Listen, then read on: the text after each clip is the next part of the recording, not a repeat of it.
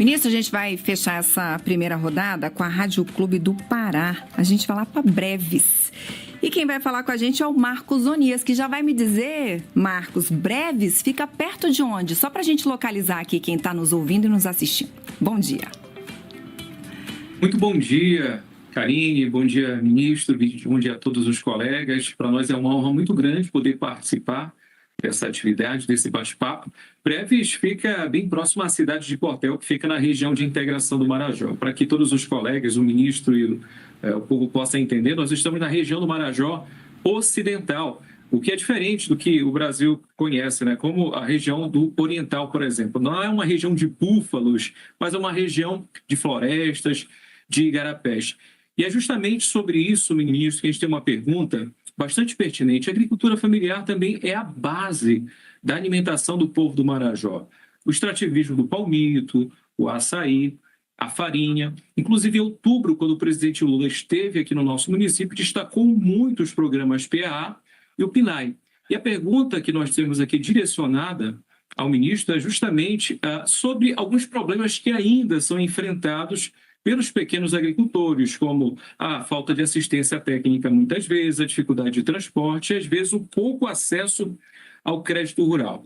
Diante desses fatos, o que o governo vem fazendo ou deve fazer para melhorar nesse contexto, principalmente aqui na nossa região, ministro? Bom, obrigado, Marcos. Eu vou tentar ser breve na minha resposta a você. Mas, Marcos, o Pará tem sido um lugar de grande atenção do presidente Lula e do Ministério. Nós estamos no dia 20 de janeiro. Dia 8 de janeiro, nós compramos uma fazenda no Pará, na Belém, Brasília, que um agricultor tinha sido morto em novembro, um agricultor de nome Sebastião. Nós compramos, chama-se Campo de Boi, e assim paralisamos o conflito agrário nessa região. O presidente Lula deve fazer, não sei se ele o fará em Salvador, uma grande entrega para a região de Paraupebas e Marabá também, de novos assentamentos, um convênio com a Companhia Vale do Rio Doce. No Pará, nós temos, e na região norte, nós temos um programa chamado Florestas Produtivas, que é de recuperação da cobertura florestal por meio de espécies produtivas, que dão mais resultado econômico do que a soja e a pecuária, às vezes 10 vezes mais, como é o caso, por exemplo, do açaí, é o caso do dendê, é o caso do cupuaçu, é o caso de várias espécies que fazem com que a árvore de pé valha mais do que a sua supressão e o seu corte, né? Ao mesmo tempo, nós estamos apoiando os agricultores com crédito. Eu tenho um resultado do crédito no norte muito importante, que é um resultado que a gente descentralizou o crédito no norte e conseguimos fazer com que o que não tinha de microcrédito agora tenha. Porque o microcrédito não precisa de dar garantias. O agricultor tem a garantia do Fundo Constitucional do Norte. E assim nós estamos bombando no microcrédito. E o microcrédito serve para comprar barcos, motores, comprar automóveis, para logística, que eu sei que a logística na região norte é uma logística muito mais difícil. Serve também para a agroindústria nessa região. Esse programa Florestas Produtivas, que a gente está realizando com financiamento do BNDES, com financiamento da Caixa Econômica Federal, com financiamento do governo federal, a gente já viabilizou mais de 400 milhões, são para as cooperativas, para a agroindústria, para a logística e para melhorar a exploração dessa região. Agora, né, por exemplo, aí do lado de vocês, do lado da Ilha do Marajó, nós temos uma experiência muito bem sucedida no Amapá, em Macapá, na região de Macapá, que uma cooperativa chamada Bioaçaí, ela tem um apoio de uma cooperativa de uma empresa de biodiesel, e essa empresa de biodiesel está ajudando a Bioaçaí. A Bioaçaí fez um convênio com a empresa de sorvete Bátio de Latte, então ela vende o açaí para Bátio de Latte e recebe assistência técnica do programa de biodiesel nosso. E as casas estão melhorando, as pessoas estão morando com casa, com banheiro, com internet, e estão tendo um progresso muito importante. Por último, você falou sobre assistência técnica. Nós, pela primeira vez na história do Brasil, nós tiramos as exigências para participar do programa de aquisição de alimentos. Com isso, as entidades da região de vocês, da Ilha do Marajó, passaram a vender para o PA. Eu, outro dia, recebi um grupo de mulheres no meu gabinete que a senhora falou: olha, Paulo, agora vai dar certo, porque eu entrei no PA. Né? E a gente sabe das dificuldades que essas associações têm para prestar contas, para ter contratos, para mexer nos seus estatutos. E a gente, percebendo essas dificuldades, nós endereçamos um programa de assistência técnica e extensão rural para essas entidades legalizarem e poderem prestar esse serviço ao programa de aquisição de alimentos e receberem os seus recursos via Conab.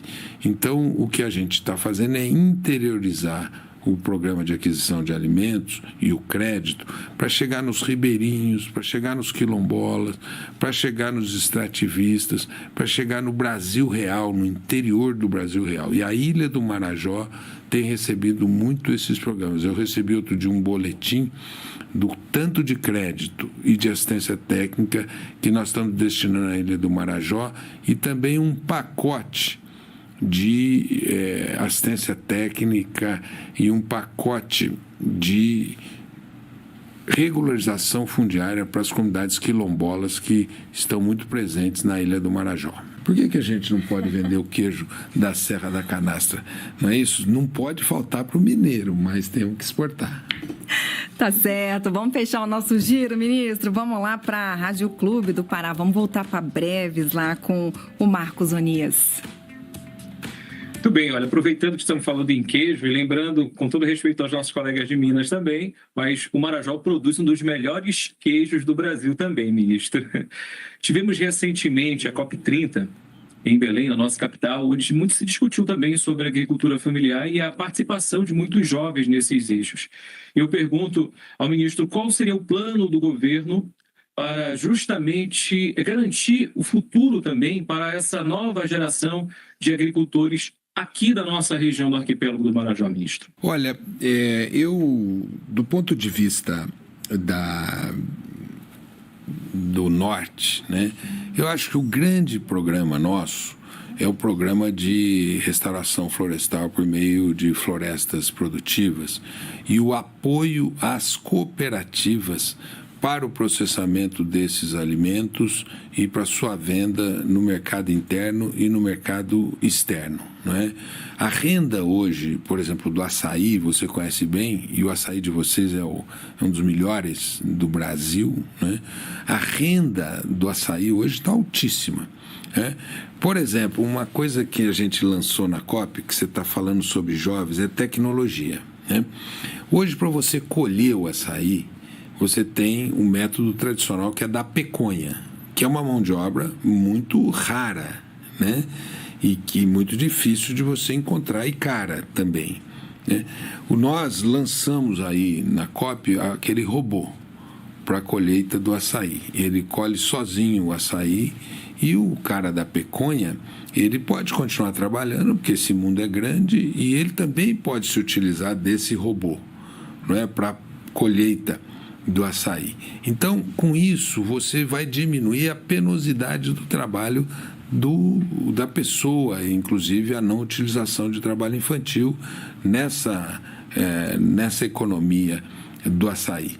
Nós precisamos, e estamos investindo num programa do BNDES, em agroindústria, mecanizar e processar para que esse agricultor possa também vender um açaí processado, ele possa vender a polpa do açaí e assim ele agrega valor e pode também vender esse produto naquela época que não tem colheita, então ele pode ter um preço melhor.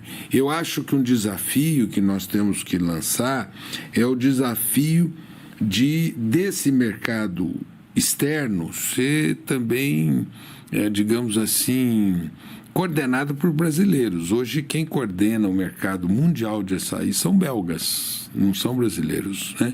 Então nós temos um mundo para crescer. Você tem também o Dendê. Aí na região do Pará o Dendê está crescendo muito, todo mundo sabe que o Dendê é responsável, por exemplo, para a produção de sabonete. Eu tive aí na fábrica da Natura, em Belém, e a base do sabonete é o óleo de palma, por isso que vem o nome Palmolive. É do óleo de palma, que também está sendo muito utilizado na agricultura familiar, o cupuaçu, né?